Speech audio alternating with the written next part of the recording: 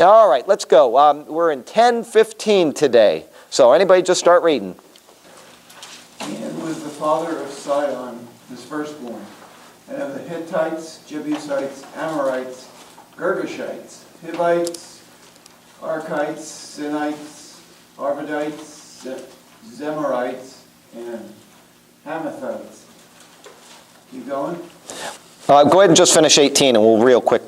Later the Canaanite clans scattered, and the borders of Canaan reached from Sidon toward Gerar as far as Gaza, and then toward Sodom, Gomorrah, Admah, and Aboim as far as Lasha. Okay, so do you notice, if you've read the Old Testament a couple of times, you'll notice some of these names.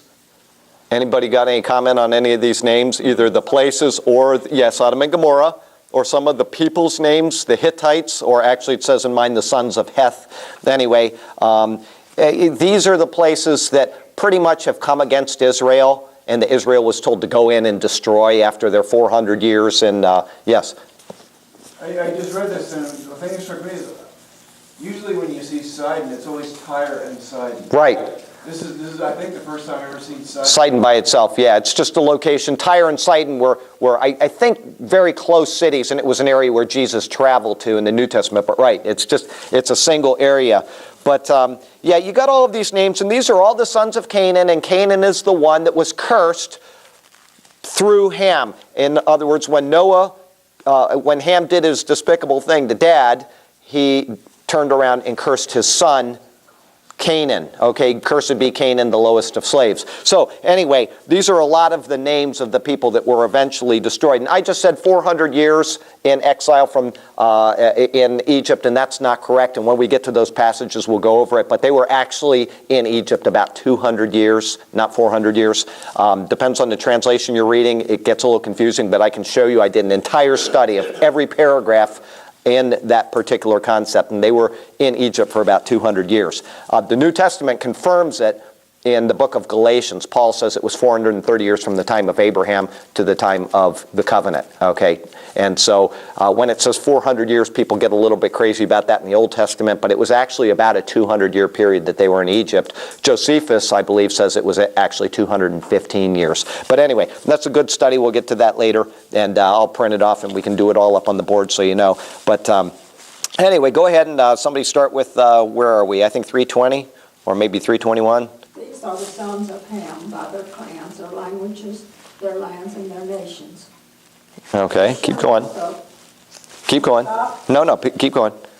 Shem also, the father of the children of Eber, the elder brother of Japheth, children were born. Okay, now this is the one that I said. Most translations say Shem is the, what did it say here? The children of Eber, the brother of Japheth. And you said the elder brother of Japheth. But then you would go to the King James Version or the New King James Version, and it will say the brother of Japheth, the elder. And certainly Japheth is the elder of the two. Shem is not the older son. He's listed first in the genealogy, Shem, Ham, and Japheth. And any time that you see children listed in a genealogy that leads to the Messiah, the second is always replacing the first. It's always that way. We can do a big study on that sometime, but Israel replaced, Jacob, Israel replaced Esau, Isaac replaced Ishmael. You go down the line and it's always that way. Okay, so anyway, if you're reading a newer version, it will normally say that Japheth is younger than Shem, but actually Japheth is older than Shem. So mine says, and Shem, Japheth's older brother. That's what I'm saying. Yours is wrong. That's right. It's the correct translation is Japheth the elder.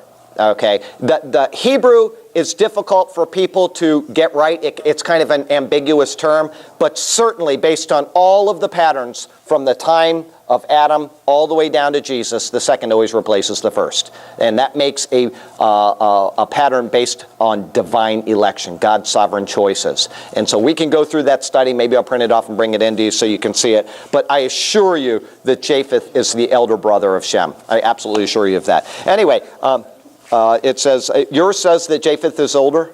Yes. Okay, good. All right. Some translations do, some don't. But Japheth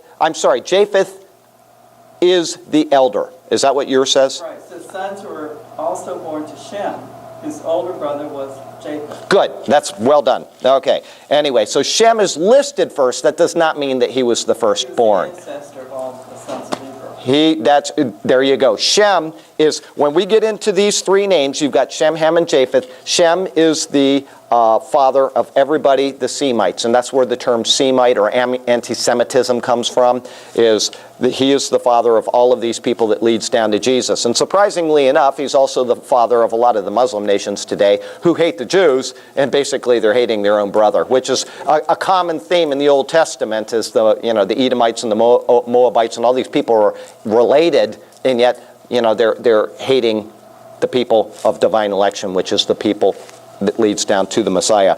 Anyway, Shem is Japheth's younger brother. That's correct. Shem is younger. He's the second brother.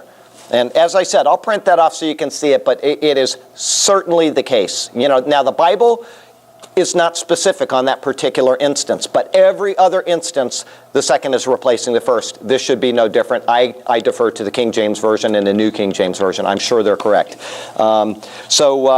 Their languages and their lands and their nations, and the children were also born to Shem, the father of all of the children of Eber. Now, as I said last week, some people believe that the term Hebrew comes from this name, Eber.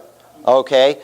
There's no proof of that, and secondly, why would they go to that name when Abraham was how many generations later? Rather, I believe that the term Hebrew comes from the word to cross over in Hebrew, and it makes more sense. Abraham crossed over the Euphrates. He also crossed over spiritually as the father of righteousness based on faith. Okay, so I do believe that the term, if you have a footnote that says this is where the term Hebrew came from, I don't think that's correct. I believe that it's a different word. There are different opinions. Nobody is absolutely sure, but some people will say, what you learn first is generally what you believe, and if you read that in the footnotes, the Eber is where the term Hebrew comes from, that's just what you're going to believe. But, I had no idea. I read both accounts and I thought it through, and it makes much more sense that the term Hebrew comes from the Hebrew term to cross over. But anyway, which I can't remember the word right now. But anyway, then we have, go ahead and start reading 22 and we'll see how we go from there.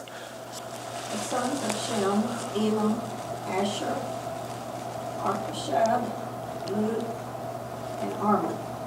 The sons of Arman, Uz, Hul, Gether, and Mash. I'm swallowing these. That's all right. This guy that's coming up, his name is Arphaxad. How do you pronounce that? Arphaxad.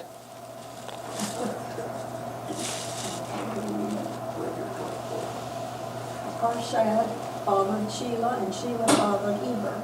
To Eber were born two sons. The name of one was Peleg, for in the days the earth was divided, and his brother's name was Japheth. Okay, so we have the name Peleg, and I brought this up a few classes ago, but there are a couple different opinions on what that means. It says, in his days, the world was divided, or does it say the lands in this one?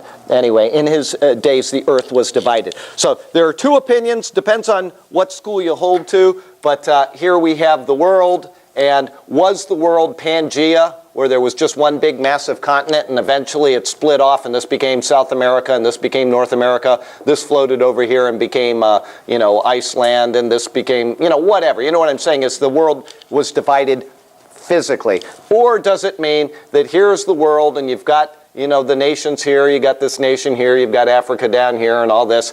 And does it mean that the people started to be divided by people groups within the existing world? Okay? That's what I would believe Peleg means, is in his time the earth was divided. All right. Either way, some people will argue this one, some people will argue this one, but the world was divided, or the earth was divided during his days. Okay. I would assume that it's this one, but anyway, just so you know, there are two different opinions, and people will argue their point on what that exactly means, that the earth was divided during the days of Peleg. But it's just a personal opinion that and I would go with that just simply because we're going to get into the account of the Tower of Babel and how the peoples were divided by languages, and that would be the people groups, and Peleg was probably alive during that time. So anyway, there you go. That's just a little insert for you. All right, anybody, go ahead and 26. father, Almadai,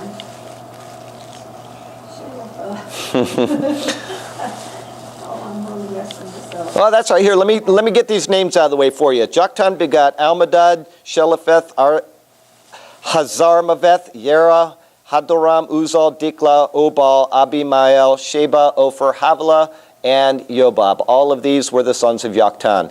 And their dwelling place was from Misha as you go towards Sephar, the mountains of the east. These were the sons of Shem, according to their families, according to their languages, in their lands, according to their nations. All right, we'll stop right there real quickly. As I said, what we're doing here in all of these genealogies, and they seem complicated, and I know there's a lot of words that are hard to pronounce and it takes forever, and everybody's going to pronounce them differently. Even people that speak Hebrew will pronounce these words differently quite often.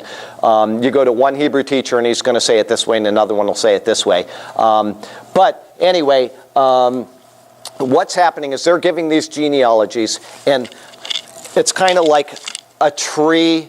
They are starting with Adam and they're going all the way down, leading us to Jesus. But they will from time to time add in branches of people, brothers and, sons of different people. And it doesn't seem to make much sense, but all of these people will fit into somewhere in here, how they're having a relationship with God's people. Okay, and it also, when they have a name and it says this guy, Japheth, whatever, these people migrated up to this part of the earth, and so we know where they are today, and we know where the sons of Ham are today, and we know where the Semites are, all of these people around the world. And so we can look at Bible prophecy, like in Ezekiel and in Revelation, and a lot of these names pop up again later. As I said a week or so ago, it might have been in this class, but you've got all of these different groups of people, and they are being listed simply so that we know where the Messiah is coming from, who his people are, who the people are that come against them, why they come against them, why they're not in the Messianic line, etc. So I know it seems tedious reading these names, but at the same time, every single one of these names is in here for a reason. Some of them we know, some of them we don't know, but God has a reason why he put this particular person's name in here, or why he has he'll list a group of people, and out of the entire list of people, he'll say, in this guy's daughter's name is. And he doesn't list another daughter out of any of the people, and you wonder, why is her name in here? Well, believe me, God has a reason why it's in there. Maybe some scholars figured it out, maybe not, but they all are here for his purposes. So even though these seem tedious, and people don't like especially to read like Chronicles because it's got name after name after name, there's a lot of joy in the book of Chronicles. There are all kinds of fun things that are hidden in there. And, we'll get to a couple of them eventually, but some of the people named, you've got 14 sons of the guy, I think his name was Heman, he had 14 sons, and if you take the names of the last 9 sons, they form a psalm of praise. And he named a son but you wouldn't know that reading their names in English. But if you translate their names into English, it's a psalm of praise. So just kind of interesting and there are things like that all through Chronicles, really fun little nifty things. So anyway, somebody go ahead and start with verse 32. These are the clans of the sons of Noah according to their genealogies in their nations, and from these the nations spread abroad on the earth after the flood. Okay, so Noah here is who is being addressed. And if you go back up to, real quickly, I think it was 9, where was it?